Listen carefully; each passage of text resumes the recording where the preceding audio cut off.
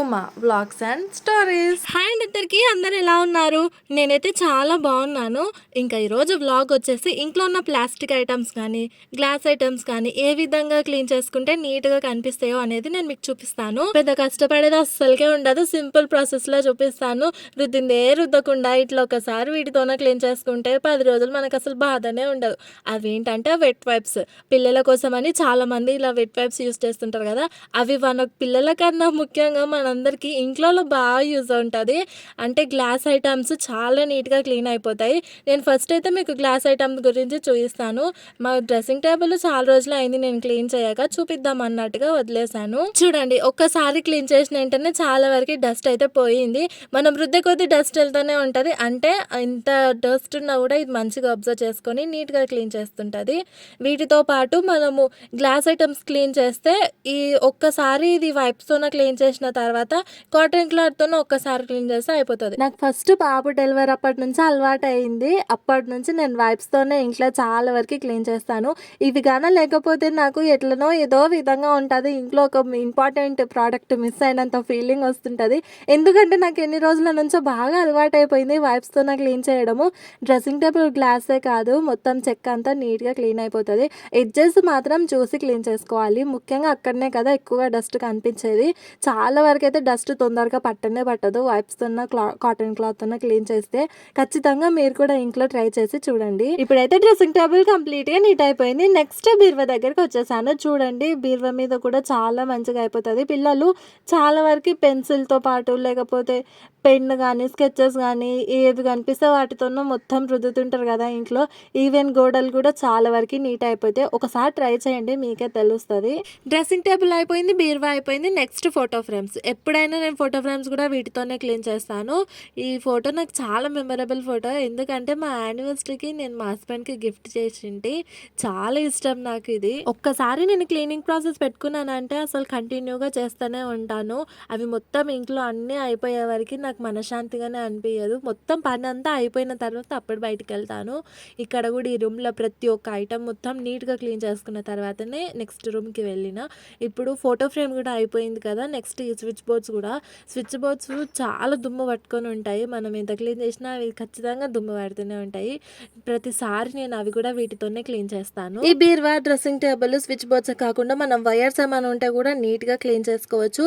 ఇంకొకటి ఏంటంటే మనం చాలా వరకు జ్యువెలరీ మాత్రం బాక్స్లో పెట్టుకొని సెట్ చేసుకుంటాం కదా, ఆ బాక్స్లు కూడా క్లీన్ చేసుకోవచ్చును. ఆ బాక్సెస్ అన్ని ప్లాస్టికే ఉంటాయి కాబట్టి మనకు పెద్ద టైం ఏం పెట్టదు. ఒక్కసారి ఇట్లా క్లీన్ చేసుకుంటే అయిపోతుంది. ఇవన్నీ కావాలంటే మనం తడిబట్ట పెట్టి కూడా క్లీన్ చేసుకోవచ్చు. కాకపోతే ఇందులో కొంచెం సర్ఫ్ కలిపి ఉంటుంది కాబట్టి డిటర్జెంట్ అనేది ఖచ్చితంగా యాడ్ అయి ఉంటుంది కాబట్టి కొంచెం ఫాస్ట్గా పోతుందని నేను ఈ విధంగా వైప్స్తో అయితే చెప్తున్నాను. మీకు నచ్చితే తడిబట్ట పెట్టి కూడా తుడుచుకోవచ్చు. కాకపోతే నేను ఏ విధంగా క్లీన్ చేస్తాను అనే ప్రాసెస్ మాత్రమే నేను మీకు చూపిస్తున్నాను. నచ్చితే ఖచ్చితంగా వీడియోని లైక్ చేయండి. ఎవరైనా సబ్స్క్రైబ్ చేసుకోకుంటే ఇప్పుడు సబ్స్క్రైబ్ చేసుకోండి. ఇంకా మంచి మంచి వీడియోస్ అయితే ఖచ్చితంగా పోస్ట్ చేస్తూనే ఉంటాను. ఇంకా మీకు ఏ టైప్ ఆఫ్ వీడియోస్ కొంచెం ఇంట్రెస్టింగ్గా అనిపిస్తాయి అవి కూడా కమెంట్ చేయండి, నేను చేయడానికి ట్రై చేస్తాను, మీకు కంపల్సరీగా షేర్ చేస్తాను.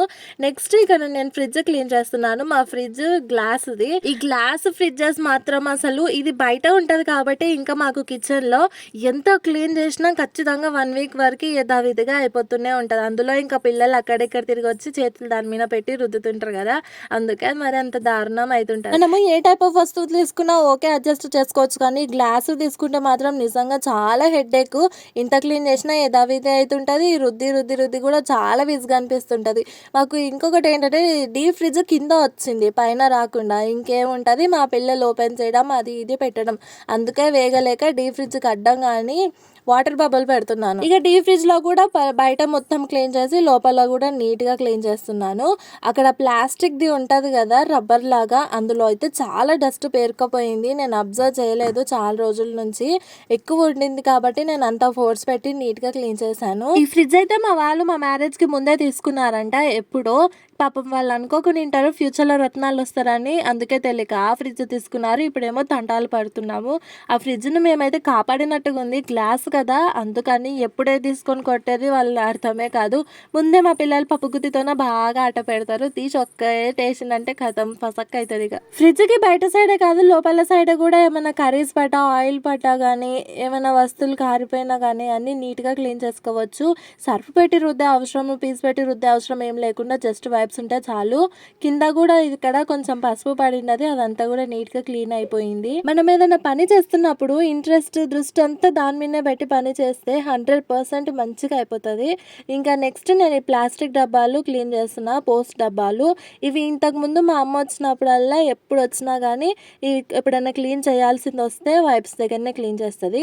లేకపోతే అప్పుడప్పుడు సర్ఫ్ పెట్టి, అంటే ఎక్కువ జుట్టు మరకలు కానీ అనిపిస్తే సర్ఫ్తోనే రుద్దుతుంది, కానీ చాలా వరకు అయితే వైప్స్తోనే క్లీన్ చేస్తుంది. అమ్మ ఇంటి దగ్గర కూడా అట్లనే చేస్తుంది. ఇవి రీసెంట్గానే అమ్మ క్లీన్ చేసింది కాబట్టి ఎక్కువ జిడ్డు మార్కలు అయితే ఏమి అనిపిస్తలేవు. లైట్గా ఉన్నవైతే చాలా వరకు పోయినాయి దీంతోనే క్లీన్ చేసినప్పుడు. నెక్స్ట్ ఇంకా ఈ ఉప్పు డబ్బా మీద ఉన్న మూత కూడా, ఇలాంటి డబ్బాలకి పైన వస్తాయి కదా మూతలు, ఈ డిజైన్ మూతలు ఉంటే మాత్రం చాలా చిరాకు అనిపిస్తుంది. ఇంత క్లీన్ చేసినా కూడా ఈజీగా అందులో నూనె సమర్లాగా పేరుకుపోతుంది. నేను ఇది రీసెంట్గానే మా అమ్మ ఇంటికి వచ్చినప్పుడు క్లీన్ చేసిండే, మళ్ళీ యథావిధిగా ఎడ్జెస్ దగ్గర అట్లనే అయిపోయింది. ఆ డిజైన్ కానీ జస్ట్ మూలల్లో ఉంటాయి కదా, అక్కడ మంచిగా క్లీన్ చేసుకోవాలి.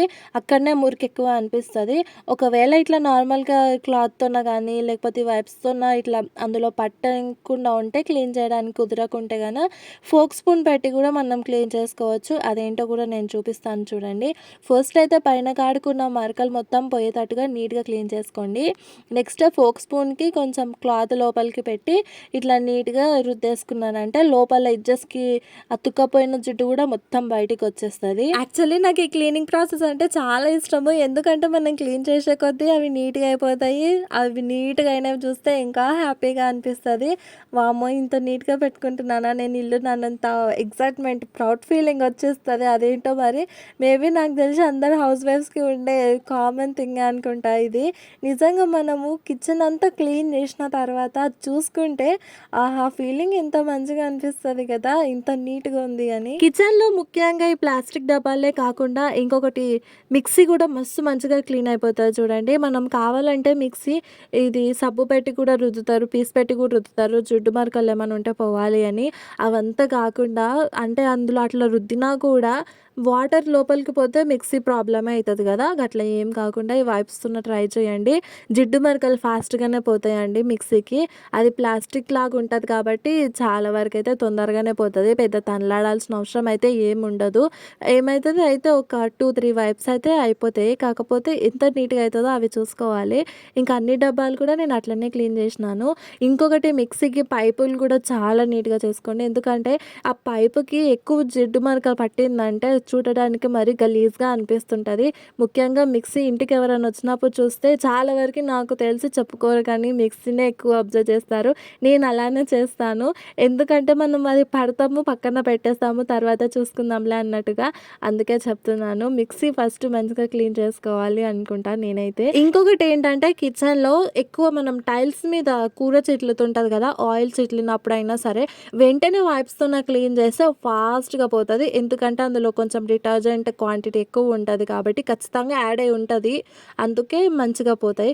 నెక్స్ట్ బయట స్విచ్ బోర్డ్ అయితే క్లీన్ చేస్తున్నా.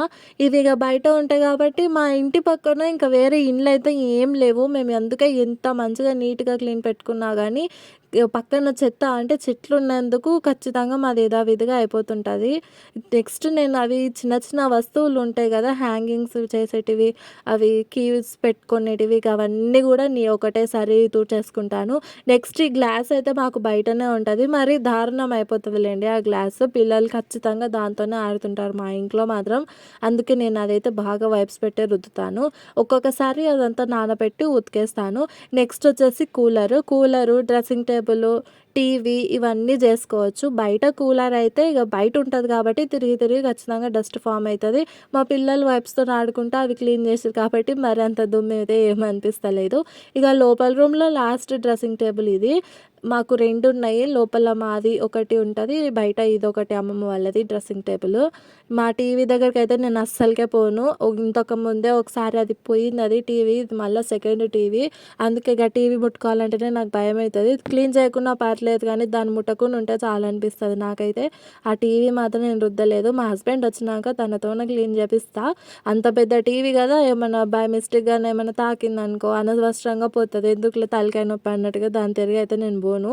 ఇక ఈ స్పీకర్ బాక్సెస్ మీద కూడా క్లీన్ చేసిన. ఈ ఫోటో ఫ్రేమ్స్ కూడా ఇది మా అశ్వత్థామ చిన్నప్పుడు చేయించిన నేను. అమ్మమ్మ తాతది. అది మీషోలోది, ఇది ఇన్‌స్టాగ్రామ్‌లోది. జస్ట్ పైన ఇట్లా అన్న తప్ప నేను మొత్తం క్లీన్ చేయలేదు టీవీ. నాకు చాలా భయమైతది మా టీవీ ముట్టాలంటే. నెక్స్ట్ ఈ ఊఫర్‌కి కూడా బాగా దుమ్ము పట్టేసుకుంటది. అదైతే ఇంక కలర్ అట్లనే అనిపిస్తది. ఎంత నీట్‌గా చేసినా కూడా ఊఫర్ స్పీకర్స్‌ల కాడ. నెక్స్ట్ ఇంగ సెటప్ బాక్స్ ఇది కూడా క్లీన్ చేసి వెనకాల పైప్స్ ఉంటాయి కదా, గవన్నీ పైపులు కూడా రుద్దేసిన.